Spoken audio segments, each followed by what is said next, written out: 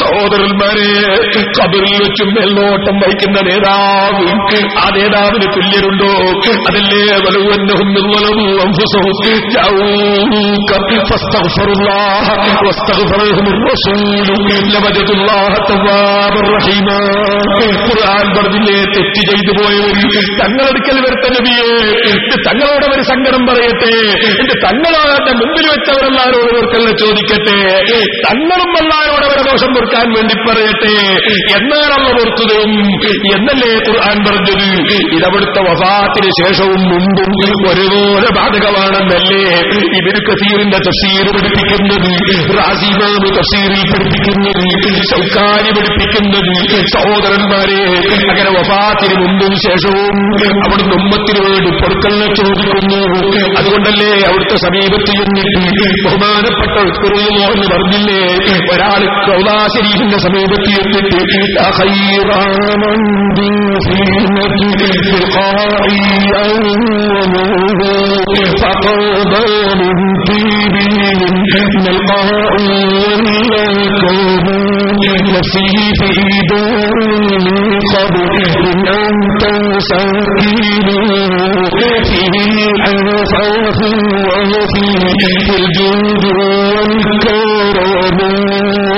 എന്നിങ്ങനെ ചൊല്ലിയിട്ട്, ഓ നബിയേ, മദീന എന്ന ഭൂമി തന്നെ തങ്ങളെ മറവിയപ്പെട്ട പുണ്യഭൂമിയായല്ലോ, ഇവിടെ മറവിയപ്പെട്ടവരിൽ ഖൈറായ നബിയേ, എന്റെ ശരീരം അങ്ങയുടെ ഖബറിന് സമർപ്പിക്കുന്നു നബിയേ, ഖബറിന് ഇത്ര സംഭാവനയാ കിട്ടുന്നത്, ഖബറിന് ഇത്ര ഗുണങ്ങളാ ലഭിക്കുന്നത് എന്ന് പറഞ്ഞുകൊണ്ട് സല്ലല്ലാഹു അലൈഹി വസല്ലമ തങ്ങളോട് അതാ വിളിച്ച് സഹായം ചോദിച്ച, ശഫാഅത്ത് ചോദിച്ച പദ്യം ബഹുമാനപ്പെട്ട ഇമാം നബവി റഹിമഹുല്ലാഹ്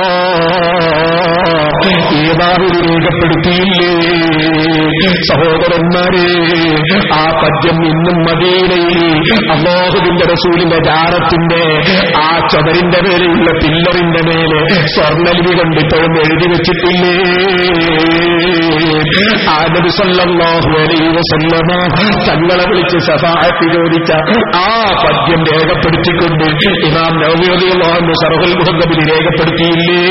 വത്തഫഖ അലൈഹിൽ അസ്ഹാബ്, ഒരു പണ്ഡിതനും തർക്കമില്ല, അല്ലാഹുവിന്റെ റസൂലിന്റെ ജാറത്തിങ്കൽ ചെന്ന് നബിയെ വിളിച്ച് ശഫാഅത്ത് തേടണം, അത് പുണ്യകർമ്മമാണ്, രക്ഷ കിട്ടാനുള്ള വഴിയാണ്, അതിലൊരു പണ്ഡിതനും തർക്കമില്ലെന്ന് ഇമാം ഷാഫി ഇമാം നബവി റളിയല്ലാഹു അൻഹു ശറഹുൽ മുഹദ്ദബിൽ രേഖപ്പെടുത്തിയില്ലേ?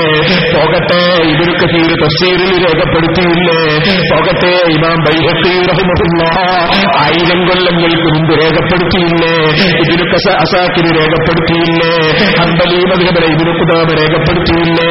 എന്തിനധികം പറയണം, ഇബ്നു തൈമിയ്യ തന്നെ ഇഖ്തിലാഉ സിറാത്തുൽ മുസ്തഖീം എന്ന ഗ്രന്ഥത്തിൽ നബിയുടെ ഖബറിന്റെ സമീപത്ത് നബിതങ്ങളോട് സഹായം ചോദിച്ചവർക്ക് അല്ലാഹുവിന്റെ റസൂൽ സഹായം കൊടുത്ത സംഭവം ശരിയാണെന്ന് രേഖപ്പെടുത്തിയില്ലേ? ഖബറിൽ കിടന്നിട്ടും ലോകത്ത് മുഴുവനും നിയന്ത്രിക്കുകയും ഉമ്മത്തിനെ നിരീക്ഷിക്കുകയും ഉമ്മത്തിന് നിർദ്ദേശം നൽകുകയും ഉമ്മത്തിന് വേണ്ടത് പറഞ്ഞു കൊടുക്കുകയും ചെയ്യുന്ന നേതാവല്ലേ ഇബ്നു തൈമിയ്യ തന്നെ രേഖപ്പെടുത്തിയില്ലേ? സഈദ് ഇബ്നുൽ മുസയ്യിബ് റളിയല്ലാഹു അൻഹു പള്ളിയിലുണ്ട്, കലാപം നടക്കുന്നതുകൊണ്ട് പള്ളിയിൽ ബാങ്കില്ല, മദീനയിൽ ബാങ്കില്ല, കലാപമാണ്. അതേ നിസ്കാരത്തിന്റെ സമയമാകുമ്പോ ഖബറിൽ നിന്നത് റൗളാ ശരീഫിന്റെ ഉള്ളിൽ നിന്ന് ബാങ്ക് കേൾക്കുന്നു, സഈദ് ഇബ്നുൽ മുസയ്യിബ് റളിയല്ലാഹു അൻഹു നിസ്കരിക്കുന്നു.